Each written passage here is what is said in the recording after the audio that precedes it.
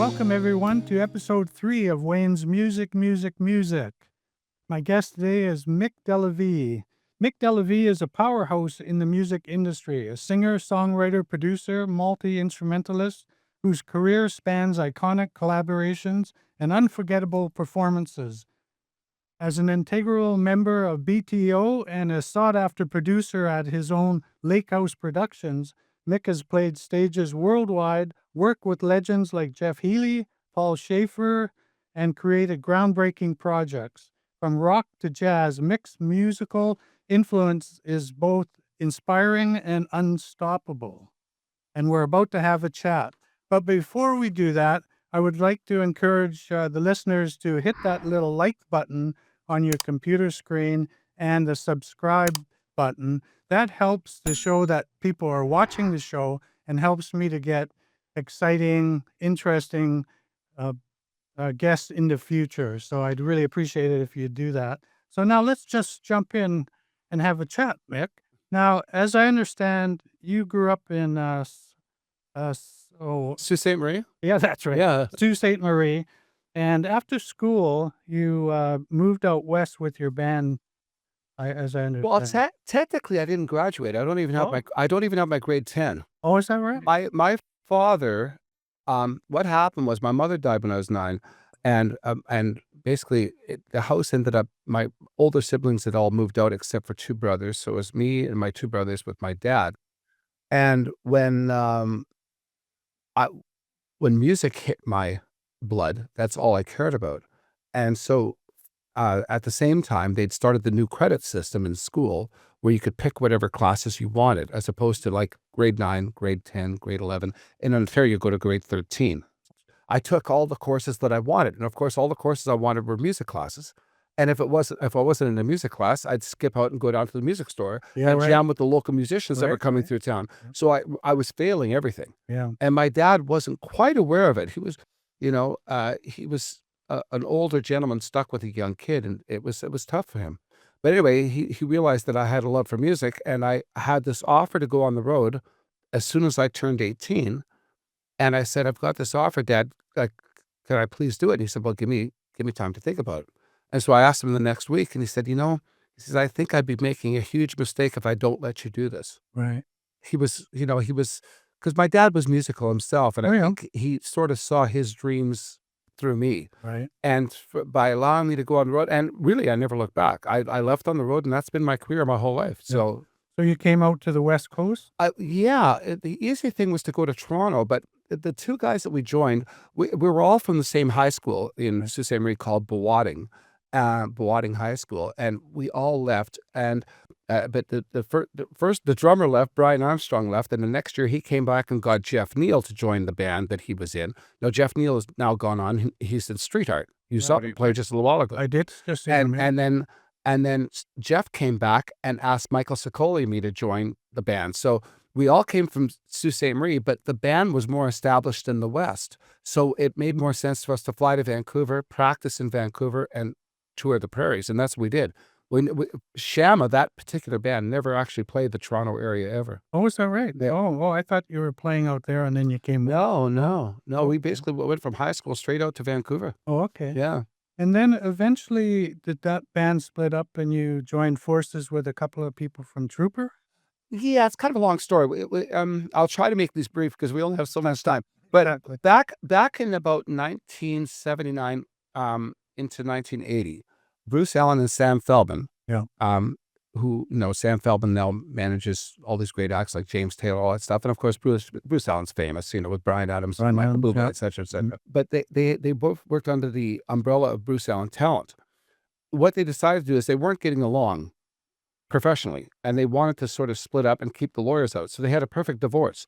And what they did was they divided the company, and Sam would take the bands that were playing the circuit, and Bruce would just do the bands that he was managing. Oh. But they would split everything 50-50. And that was the deal. Right. But when they did that, there was a lot of other smaller agencies that were trying to pilfer all the great Bruce Allen Talent bands. So they needed some kingpin bands to so anyway, Bruce was managing Shama at the time, but Sam needed Shama to convince other bands to stay with the agency. And we got caught in that divide. And when that happened, basically within a few months, our band split up. We'd done everything right up until that point, and then it was really a sad occurrence. But what happened? So then the band split up. I had just bought a house in Abbotsford with my wife and kids at the time. I had my wife and kids there, so we. What happened was Michael and Jeff were back in Vancouver, and they had nothing to do. Tommy Stewart from Trooper. At the time, Trooper were the biggest band in the land, Right. but they were in between tours, and they said, maybe Tommy will play with you guys, and so they played with Tommy. So Tommy joined with Michael and Jeff, and they started the band, and they took the name Shama, Shama, and Trooper, and it called it Trauma, Trama. And the band Trauma with different members is still around to this day. Oh, That's from 1980 till now. right. Think of how many years that is. Wow. And it's amazing. So so that's what happened there. Anyways, I went on a bit of a tangent. Oh, that's Sorry. all right. That's all right. And then, when did Cease and Desist start up? That's another one of your. Yeah, well, that band's still going. That band's been together now for 35 years. Wow. And how that happened was, it's a long thing. Trauma. What ended up happening was I was working in a music store for a while in Abbotsford, and then Jeff and Mike were playing with Tommy Stewart. Then Tommy Stewart went back on tour with Trooper, and they brought in Jim Vallance, who then was writing with Bryan Adams. Right. And he'd just done the Prism album, etc., Spaceship Superstar. And he thought it'd be fun to just play on weekends with these guys because he enjoyed playing. He's a great drummer, of course. Yep. And so then Jeff got an audition to be with Streetheart. And he went, okay, I want to go with Streetheart. I want to play with Streetheart. So he moved to Winnipeg.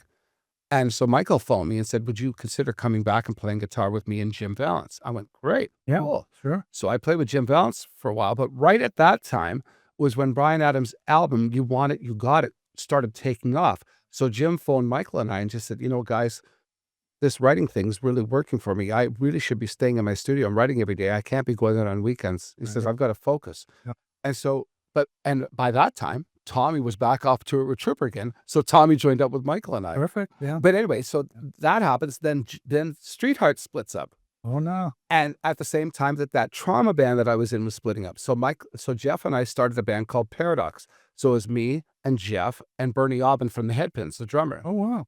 So we toured with that, and then Bernie went back to the Headpins. Wow. And so now Jeff and I have nothing to do. I heard about this drummer, Mark LaFrance, who's an incredible singer, session singer. Fantastic. Yeah. Oh, he sang on just about every big album you've ever heard of. Yep. A great singer and of course, a wonderful drummer. And so I phoned him up and said, hey, we need a drummer for this weekend. Will you play with us? That was November 1st of 1985. And Mark and I played together ever since. Wow. Yeah, we're still together to this day. So we've been playing together for 40 years coming up. Well, yeah, it'll be 40 years coming up next November. Yeah. Is that right? 40, yeah. And anyway, and then shortly after that, Jeff had left, and we got Brent Knudsen into the band, and that was 1989. So from 1989 till now, it's been the same three guys, and we toured literally all over the world. Wow. Yeah. So you've been going full tilt for a long time. It's been a good career. I've been a lucky guy. Yeah. No kidding. Yeah. Well, luck and just ability is part of it too. Being able to play. Well, surrounding yourself with really good people helps. Yeah, for sure. Everybody I've ever played with is a superstar. Really, I'm very, very, very fortunate. Yeah. I'm very lucky. Yeah. Fantastic. Now you've performed for hundreds of thousands of fans every year. What's the most memorable live performance you've had that you can think of? I could think of two. Oh, yeah. One was when we put Bachman and Turner back together again in 2010. We weren't allowed to use the name BTO then because it was basically in the courts at that point. Mm-hmm. And so and Fred Turner came back to play with the band after I'd been playing with Randy for probably by that time I'd been playing with Randy for at least 8 years or more. Oh, yeah. And Fred came back. We did an album. And we went and we played in Sweden at the Sweden Rocks Festival, which is an amazing thing. So we went on just before Guns N' Roses, Oh, wow. 75,000 people. And it was just an immense thing. So that was a rush. And of course, we were hanging out with all these bands. Aerosmith was on the night before us, and it was just like, oh my God, I Wow. was getting my yagas out. Then the next one was we did a tour in 2013, there's a place in New Zealand called Gibbston, Gibbston wineries. Oh. And they brought in us, America, and Pat Benatar Oh, wow. to tour four dates, I believe it was, maybe 5, all through New Zealand. Yeah. And the very last date was down in the south of New Zealand, very close to where their actual winery is. And that, once again, that was another huge, like 75,000 people. And it was just beautiful. It was marvelous. And of course, all the bands got along so well. You know, I'm still Sure. friends with the guys in America and all Oh, that stuff. fantastic. Yeah. Just a wonderful feeling. Yeah. You know? Yeah. And at that age that you would, you're young and, Well, that wasn't all that long ago, so I wasn't all that much younger than I am now, but yeah, 2013, well, 11 years ago. Oh, okay. I thought it was further back. Yeah. Yeah. Now, you mentioned Bruce Allen and Sam Feldman. What was it like working with them in your early days? Oh, well, Bruce was, Bruce is Bruce. I mean, he's the guy that gets the job done. Yeah. And his whole thing was we knew when we formed Shama, our drummer Brian was a very focused guy. He still is. He's done very, very well with his life away from music just because he's a focused person. But he had a book, and the book was the BTO story. And so he's reading the BTO and he passed it on to me so that we knew how we were going to act, because we knew we were going to get, even though we weren't anywhere near Vancouver, we didn't play Vancouver. We practiced in Vancouver and left on the road. We didn't want to be stuck in B and C rooms. We wanted to play the A rooms. And we knew that if we started the B and C rooms, we'd never get up to the top because they'd be fighting. So we went out to the prairies and made a name for ourselves. And Keith Sharp from Music Express magazine would do feature articles on us, and we were an unsigned band. That never happened in his magazine. Oh. It was always, so we were really making a name for ourselves. So we had read this book on Bruce Allen and everything, and we were focused. That was going to be our guy. So the people that have those things, they want to buy a Porsche, so they put a picture of their Porsche on the fridge every day to look at. Yep. It was almost like that, Yeah. we will get Bruce Allen. Well, sure enough, we finally get a date in the Body Shop, which is the hottest club in Vancouver at the I time. remember it well. Yeah. That very first night, Bruce Allen was right in the front, Oh, wow. right down watching us, and he called us into his office the next day Yeah. and started managing us. Fantastic. But of course, the trouble is that our songwriting was just lackluster. So he was setting us up. He set us up with Jim Valance, Yeah. and that's where we met Jim. And Jim brought us in the studio and helped with the writing.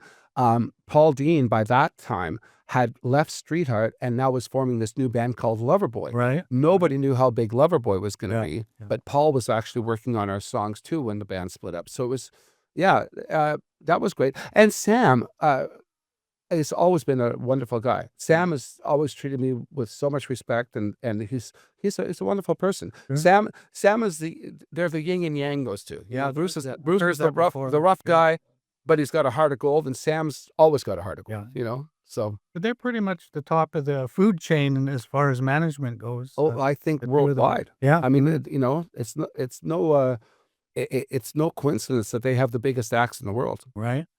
What about, can you tell us your journey to join BTO and how that came about? Well, that's an interesting thing. A friend of mine, Colin Weeb, was working with Randy for quite some time because Colin has a great. He sounds like Burton Cup. He does. And it just sort of made sense for Randy to work with Colin. I Well, know, Colin, yeah, I Colin know was him a little bit, but I've seen him perform. Yeah. You're right. He's very similar to Burton Cummings. absolutely, and he's a great piano player and all that stuff. Yeah. Good looking guy. Yeah. And so he was doing an album. He got a Factor grant, and he was doing an album in Randy's studio. And it was his dream to actually have the Guess Who, because he's a Guess Who fan, of course, Sure. play on his album. So he had Donnie McDougall, who was from the Guess Who actor. I know Donnie very Yeah, well. oh yeah, I love Donnie. I just talked to him last week, actually. Oh, great. So Donnie McDougall on guitar and vocals, Gary Peterson on drums from the Oh, Guess Who, okay. From the Guess Who. Randy, of course. Yeah. And I said, wow. The way Colin remembers it, he said, what Mick said was, I'd swim across, because they were doing it on Salt Springs. So I'd swim across to play on that album. Sure. And so he got me to play on the album. Well, I get there, and Randy and I hit it off to the point of where we would finish sessions. He'd say, well, come up to the house. Let's watch TV together. And we'd sit down, and he'd hand me a bazooka, and he'd pick up some weird instrument, and we'd jam on these weird instruments just to see what kind of sounds we would make while we're watching, like, Kojak or something. It was like, it was cool. So then he asked me to join his band after that, because he wanted a bass player, and I couldn't, because my band Cease and Desist had just got a house gig and we would have lost the house gig. So I had to say no to Randy. Oh, wow. And so that wasn't going to happen. Well, then Colin and I were going back and forth. He said, yeah, we're doing this thing for a cancer fundraiser in a few weeks. And Roger Boulanger, who's passed away, sadly, a wonderful drummer, singer. Actually, I should say singer, drummer, because his voice was incredible.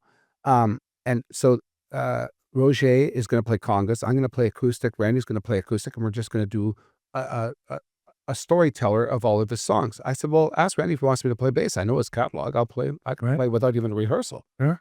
And so he said, okay. Well, then he sends me this email saying, oh, Mick Dalla-Vee's going to join up. Okay, we're going to do a new album. We're going to do a TV special. We're going to do promo. We're going to do all this stuff.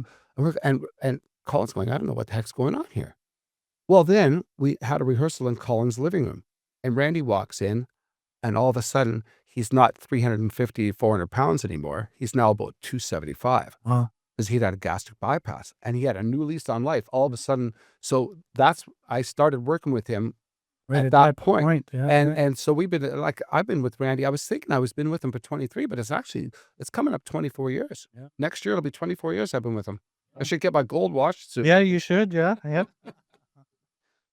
So now that's interesting. So how do you keep that band going and Cease and Desist? Well, luckily enough, I was running this rock school out in Abbotsford for a while with friends of mine. Actually, I worked at their music store interim after Shama broke up before Trauma. Oh, yeah. And we're still best friends. Toes Music, Leo and I know them quite yeah. well. Yeah. And so I don't know how it was brought up, if they approached me or I approached them. And so I was doing a rock school out of their store, which was great. It was successful. But I remember I was leaving out of the rock school, walking to the store to get a pop or something. And Randy phones me and he said, do you think the guys in your band would like to join up with me? Oh. I said, yeah, but why? He said, well, I've noticed that Colin and Roger, the only time they play is with me. He says, I want a band where the people play all the time. Oh, okay. And so what would happen? You know Dave Reimer, I imagine. Really well. Of course. Well, what would happen when I would go out with Randy, Dave would fill in with Cease and Desist with me. Oh, okay. So fantastic bass player. Oh, and a wonderful And thing. singer. Absolutely. Yeah. And I just worked with Dave on Saturday night. Oh. Yeah.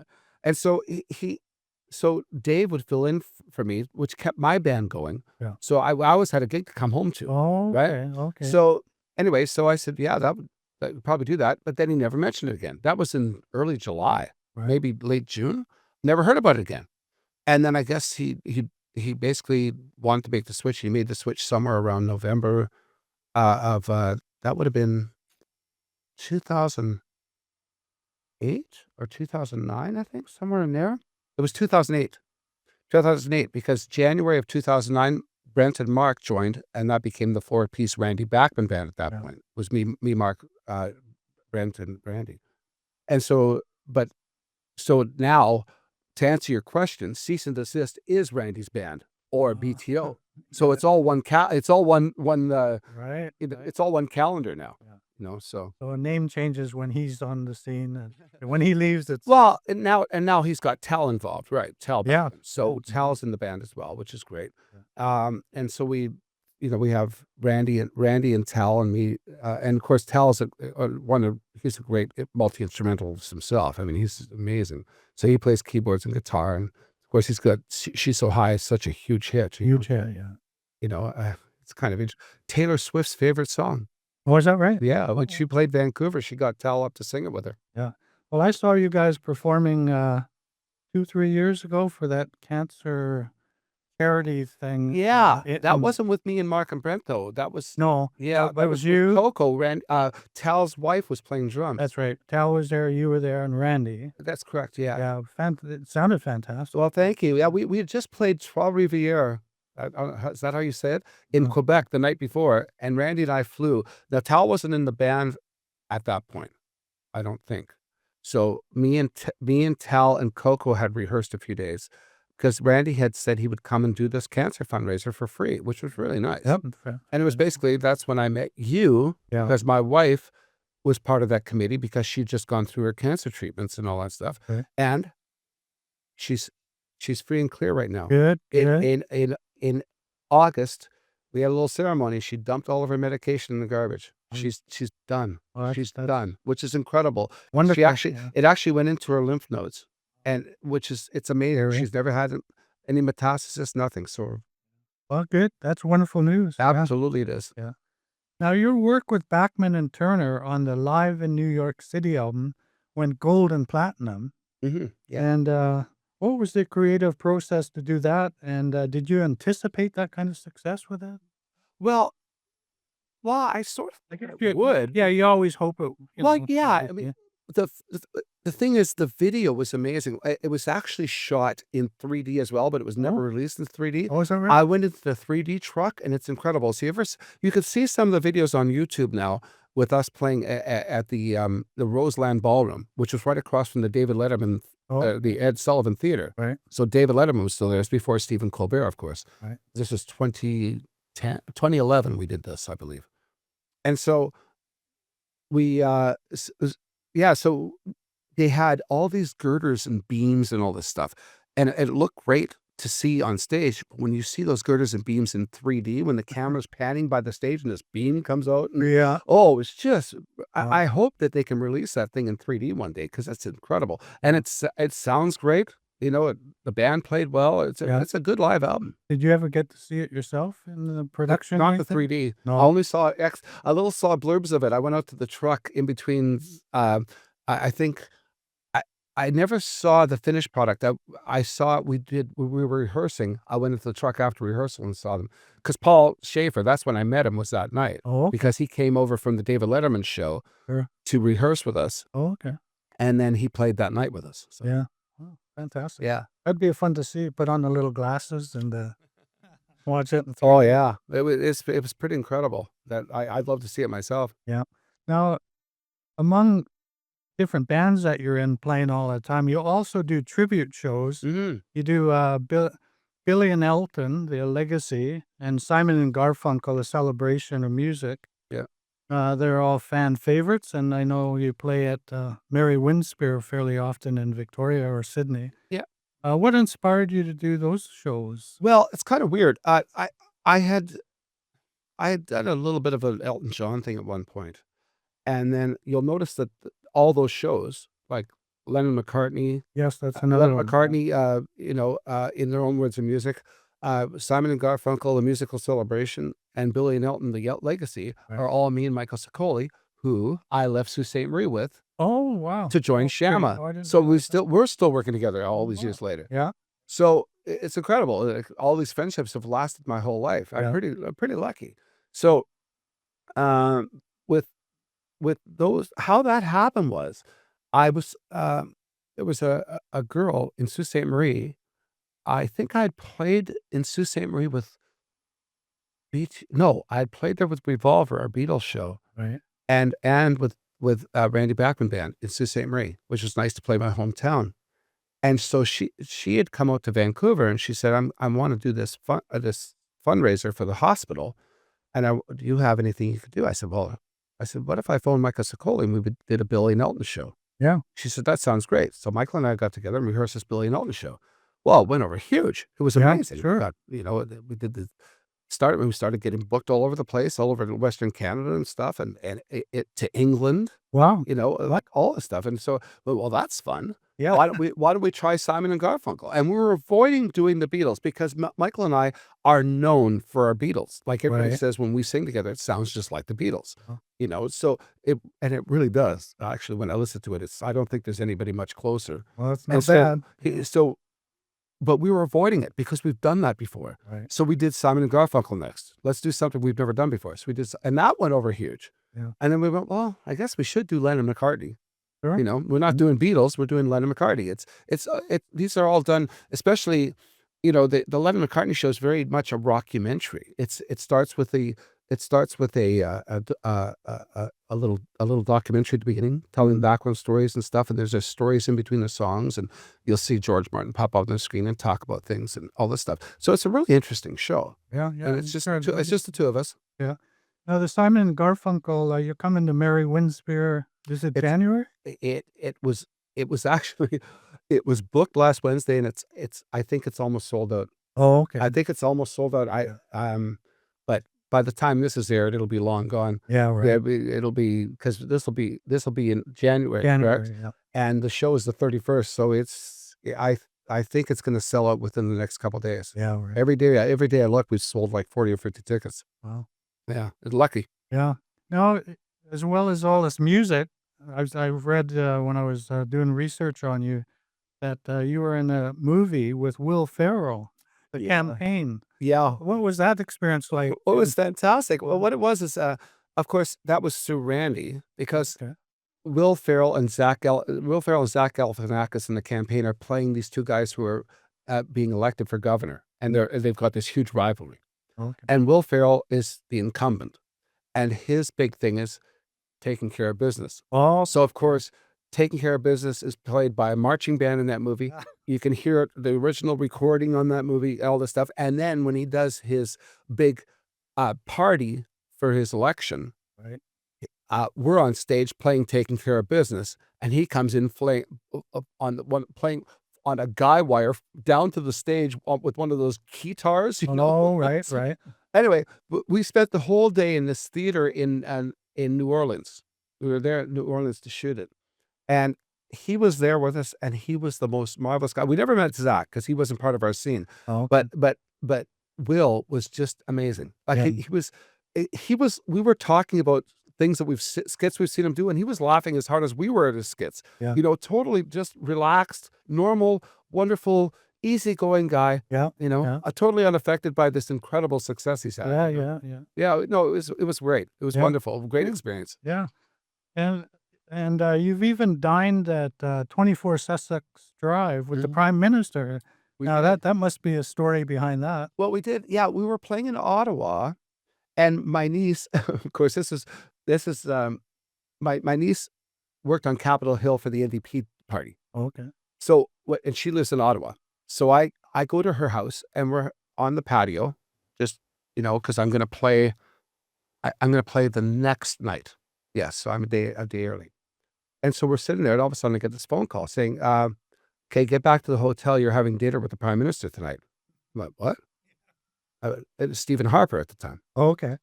and so You don't hear that sentence too often. You'll be having dinner with the Prime Minister. exactly. It was Yeah. like, okay, well, that's interesting. So I hung up the phone, and I looked at Jeannie, and I says, "You'll never guess where I'm having dinner tonight," because she didn't like Stephen Harper very much. Oh. Being on the NDPs, I Oh, yeah. said, "I'm having dinner at Sussex with Stephen Harper." She went, "What?" Yeah, right. So that's a good story in itself. So we went and had dinner. We had a fantastic time in his living room. He had a Steinway piano because he liked to play and sing, and he had a Oh, little yeah, band. I actually saw him do that. Yeah, Do and he that had a one little time. band set. Yeah, yeah. So we got in and we jammed after dinner. Wow. You know, Wow. and Randy played. He did "Wheels Won't Turn," which is a song Randy has never played live ever. He recorded it, but Okay. Stephen wanted to play it, so Randy's jamming a song of his own that he's never played. Huh. But it was fun. And then the next day, my niece and her partner come into the dressing room area down the cubby holes. We're in the where we were playing, and all of a sudden I could see all the guys with the sunglasses on and the little bit. Oh, yeah, yeah. They come through, Security. and I went, "Oh, okay." So Stephen Harper and his wife are coming in. So he he walks in. He said, "Hey, Mick, nice to see you again." And I said, "Great, you remember my name," which is nice. That's nice. And I said, "Oh, this is my niece Janine." He says, "Oh, can I get a picture with you?" Oh, No, I said, my niece lives in Ottawa. I didn't say she worked on Capitol Hill. My niece lives in Ottawa. He said, "Oh, can I get a picture with you?" So there's my niece with a picture with Stephen Harper. She's kind of going, yeah. Yeah, sure. But a few years later, she says, "Can you please send me that picture of me with him?" So All right. yeah. That'd be a good keepsake. Yeah, it was great. It was a marvelous experience. Yeah. Politics, whatever. Sure, yeah. Yeah. When I was doing research on you, I was amazed at all of the different things you've done. Like, some other stuff. You've contributed vocals, backup vocals to a lot of bands, including Motley Crue, and you even created soundscapes for HGTV's "Holmes Makes It Right." Correct.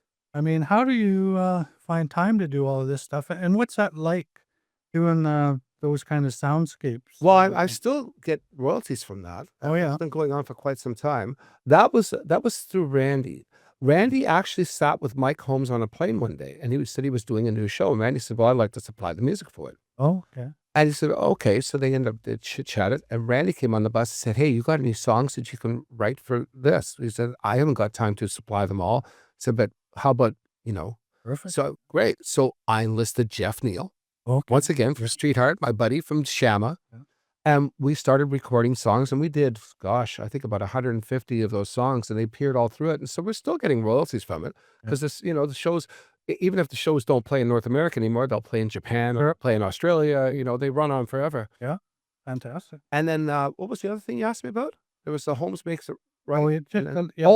and Motley Crue, yeah. Motley Crue, how that happened was we talked about Mark LaFrance earlier, who sang on so many albums. Yes. Well, he normally would do vocals on all of these albums, like the Motley Crue and all these bands that were coming through Little Mountain at the time with Dave Steele.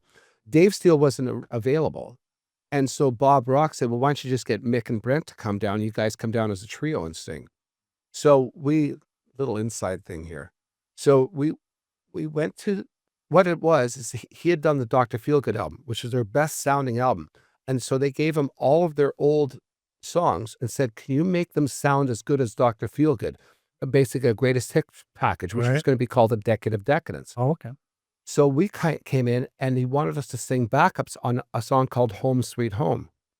So we went into the studio and we're singing and we're trying to do the backup vocals and stuff. And Vince Neil on the original recording is singing flat and sharp quite a bit. Oh, okay. So Bob said, "Look, okay, this is what we're going to do. Mick, you take the lead vocal. Brent, sing below. Mark, you sing above." So on the chorus, we released it as a single, and it was in Hot Tub Time Machine a whole bunch of times, that movie. Yep. And so anytime you hear Home Sweet Home, when it comes into the chorus, "Home Sweet Home," that's me. you? Oh, okay. That's me. It's not Vince Neil. Oh. They actually took his voice and put it down in the mix. He's singing all the verses, but it's my voice on the chorus, and Mark's the top, and Brent's on the bottom. Where was that recorded? In Little Mountain. Yeah, right. That's what I thought. Yeah. All right. Well, we're almost out of time, Mick. So looking ahead, what projects or goals are you most excited about in your career as a musician, songwriter, or producer? What have you got ahead? Well, a lot of great things. I mean, like with this year coming up, I can say it because now we're in 2025.